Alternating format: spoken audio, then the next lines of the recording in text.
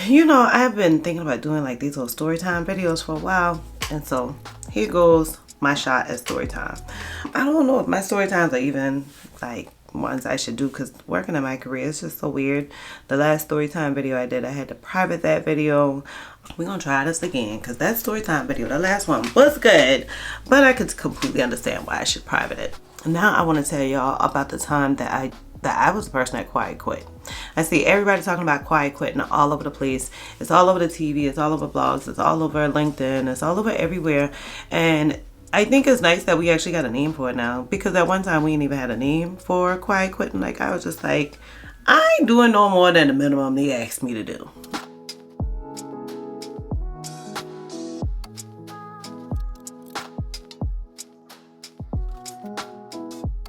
I didn't do any research on this video because I truly just wanted it to be like me just having a conversation with you guys. And so I don't have a notebook. I don't have nothing. Like, there's nothing on my lap. Normally I got my notebook here. But quiet quitting is when it's almost like passive aggression, where you've decided, I'm not going to perform at my best on this job. I'm just come in and give them the bare minimum, because I'm either finding another job, or I'm gonna just wait until they fire me, or I don't feel like they deserve my type of work, or I'm tired with this company, whatever it could be, right? I work for a company where I had worked at that company for quite some time, and I had constantly not been appreciated for my work. Like, it was one of those times where that was one time in my career that I took a job offer, and I was hesitant from the time I said yes on if I should take that job. The thing that really made me excited about that job and want that job is that I really love our mission. Like, I think what we were doing was amazing. But during my interview process, I didn't get good vibes from like my director who had interviewed me. And I thought to myself, well, Mika, you no longer want to lead a team anymore. And that's what I was doing. And I was like, I just want to like be responsible for myself. So I was like, how hard could this be? Right? Took the job, and from day one with that lady, it was hell. Like, I remember being 3 weeks into my job and literally had like lost it in a meeting with her. I don't mind if you don't know what you're talking about. I just imagine that you would either say it or be cool with it. But when you like talk condescending and then try to like force your way of thinking on me, that get a little uncomfortable for me. And I was just like, man, I can go back to doing what I've been doing. Ain't too late, Mika. But I didn't. Actually, our CEO, he talked me into like staying, and he realized that it wasn't me. And so many of the people that worked there kept saying like, man, she has a revolving door. In 5 years of being here, she's had 9 different people in her positions. Like, so I was like, okay. And I began to work my butt off. Like, we created a whole new aggressive recruiting strategy. We had reorganized the entire organization. We had made benefits better for the company. And I say we because really our CEO was instrumental in those things. And then creating an aggressive recruiting strategy was something new. I've never like really created one. Like, where would I find these people? What are some new things I'm gonna use? But they increased our budget on recruiting, so it made it a little bit easier to kind of pick up some new tools. So at that time, I was hired to be a generalist, but I was functioning as a generalist and a recruiter full time. Y'all, I used to work crazy hours, like crazy hours. I used to travel like crazy, going to find talent. You know, my CEO talked me into it because he was saying to me like, listen, it ain't gonna be long. We just need you to help find this talent real quick. Probably take you about a year and then you good. You know, I thought to myself, well, I need to just prove to them that I can do it. This is my first time doing it. I did the work of 2 positions for 2 years and never got compensated for doing it. The 3rd year that I went into doing both of those jobs, so the first year I was just a generalist, like life was good. But my 2nd year, I went into being a generalist and a recruiter. So I did that for 2 years. And then my 4th year, or actually the end of my 3rd year into my 4th year, I, for 9 months, was not only the recruiter, but also the generalist. And then when he terminated the director, I was the interim director. 3 roles. Y'all, I only got paid as being a journalist. I just finally was getting burnt out. Like, I wasn't spending any time with my daughter. I was falling asleep like crazy. I was on the computer all the time. Like, it was just, it's unreal. Like, let's be real. There was no work-life balance. I used to work for my church. I was wide open with them. And I was just like, listen, y'all got to figure out something. I already been doing 2 positions for 2 years. Now you got me doing 3. This going into a year. Like, what we doing? And during that time, I had lost, like, a very close person to me had attempted suicide. My brother had passed. My niece had passed. Emotionally, I was constantly getting punches. My daughter was doing travel ball, so I was always traveling on the road with her with that. It was just like, girl, you gonna burn yourself out. It wasn't until they decided, okay, we're gonna start interviewing for the HR director position. The first thing that threw me off is like everybody else was in the interviews except me. If you got somebody who not only doing this position, somebody who they're gonna work with closely, it should have been hands down this girl gonna be in the interview process, right? Only defense I have for them is that I had asked to be considered for the position. I asked, but I was talking to one of the directors who I told, hey, I don't think I'm gonna try. She was like, no, you should. And I was like, no, this would be yet another time in my career where I get told no for something I know I can completely do and that the company knows I can do. I was like, I ain't gonna set myself up for that. She talked me into it and was one of the 5 directors that voted against me getting a position after my interview. Child.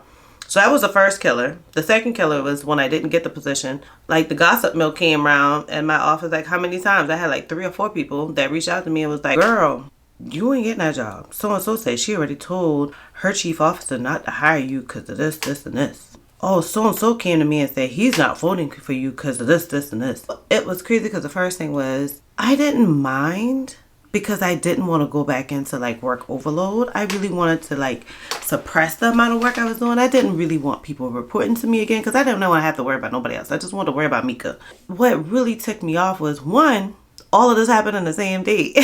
Like, why is the gossip mill going around like hours after my interview? That was telling me, Mika, do you want to be an HR director for a company that has this type of culture? Like, has grown this type of culture? Because they didn't have it, in my opinion, initially when I got there. So I was like, this is a mess. Because this already needs to be managed. Why are your leaders not knowing to keep their mouth closed? The next thing that got me was all of the reasons that they came back with from all of these leaders was all personal. Like they had gotten jealous because me and the CEO were cool. They felt like I had worked too long with nobody managing me. It was just like, these are personal. And if they're not personal, it's a good thing. If I can work this long with nobody managing me and the company's doing well, then I'm a perfect person for it. But there was one person that did vote for me. It was clear that he was the only person that was actually like being real about the whole thing. But I'm happy they didn't because now I'm happy. After that, my CEO came in. He told me, hey, Tamika, I just want you to know you're not getting a job. Like he came in like some days later and I was like, nice. I appreciate you telling me. He was like, what's going on? Because like we had a good relationship. We were cool. Like we worked well together. We both Geminis. We both keep things moving. And I said to him, I was like, man, I don't mind you telling me no. I'm okay with that. He was like, yeah, but what's on your mind? And I was like, I really don't want to join a team of leaders who like can't keep their mouths shut. And I could see he was embarrassed. Like he literally took them into a meeting and like chewed them out. It was just like sad. It just was sad to see like the culture die over time. And so after I didn't get that role, I was cool with it because I thought, okay, well, we're going to bring in a director who I can work well with and some of this work getting off my back. Nah, but they brought in this lady as a director who would never direct full cycle HR before. She'd only done recruiting. She had like lead HR directors on a regional basis. She was in one state. They were in all different states. So she'd never done the work. So she came in not knowing simple stuff. Like she didn't know FMLA. She didn't know how to use the system. And like, as I'm trying to show her, she felt like you can tell she was checked out. Like, why is this subordinate teaching me versus good, let me grab this information. So if this girl get hit and with a Mack truck and die tomorrow, I can run my department. But that was the thing that killed me because it was no longer like a team. She started like just sending me emails telling me, oh, Tamika, you need to have this done by 4 o'clock. And it'd be her job. Oh, Tamika, I need you to report to the broker what changes we need for the benefits and da-da-da. Like, what? That's not the journalist job. That's your job. So constantly getting them emails and constantly being like she didn't even feel comfortable talking to me. I always had to like I created a recurring calendar invite so that we could talk on a regular basis. Like I created the calendar invite because I was like, I sat down and I said to her, I was like, I hope you're okay with this. I just feel like we need to communicate more. I want to make sure you're aware of what I'm doing. Like sis was just intimidated because I guess she was looking at me like, this chick know the job. This chick can do my job, but I can't do my job. It was just sad. But it just made me say, why am I doing this? Like I had run myself thin for that company for over 3 years and I was just like, they're not appreciating it. Like I never got compensated the right way. Obviously, you know, later on when I left, my severance was comfortable, which I had to like negotiate for. But I feel like that didn't even make up for all the time that I've been working here and not compensated for that work. Got to the point where employees would come to me and ask me, Tamika, can you pull this report? Tamika, can you tell us where this is? You know, like things that they should go to the director for. Like, Tamika, can you tell us when this policy will be changed? Or can you change this in a policy? Or just different strategy related reports and not like regular generalist reports, or like just different things they asked me to do. And it's stuff that they literally would tell me they went to her to get done, and she would, it's not possible, they can't do it. Oh no, we don't have that available. And they would like they'd come to my office and send me an email and be like, Tamika, didn't you create the such and such for me before? And I'm like, I think so, what's up? And they'd be like, well, I went to so and so and she said we can't do it. I'm like, oh, okay, well, we can't. I just went with the flow. Like, sis, if you ain't trying to do your job, I ain't doing it for you. So I got to the point where I stopped doing her job, and people would ask me to do stuff, and I'd be like, no, that's not for me. You might want to ask so-and-so, or you might want to see the director or whatever. I just stopped doing extra stuff. That was the first part of my quiet quitting. The second part of my quiet quitting was I literally showed up and did the bare minimum of what I needed to do. It was like, okay, I'm going to come in here and make sure these changes are updated for this. I'm going to make sure that I'm not working overtime. I'm not looking at new and innovative ways of doing things. I started literally like cleaning my office head to toe to get all my personal stuff out. I cleaned my personal stuff out of my office like way before I even left. Surgeries that I needed, which was my surgery to correct my indigestion issue, my hernia, and my foot surgery. Now, I wanted the hernia surgery because that's why my niece had died. It scared me that I was having all this heartburn issues, and like I didn't want to like die like my niece. So that was kind of important to me, but it wasn't something like a doctor was like, you need to have this tomorrow. So I scheduled that surgery. I scheduled my foot surgery. I was like, sis, I'm about to sit out on this FMLA, this short-term disability, while I find me another job or just get a break from this place.